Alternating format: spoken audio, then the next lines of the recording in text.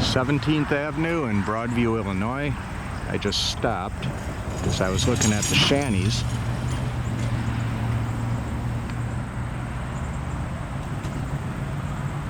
Okay, that's the old shanty for the 17th Avenue grade crossing, which is where the truck is right now.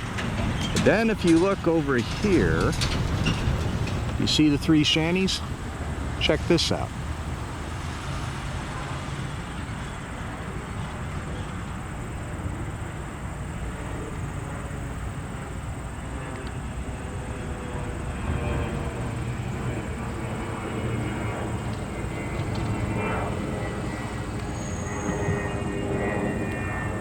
So they're spotting them here pending construction.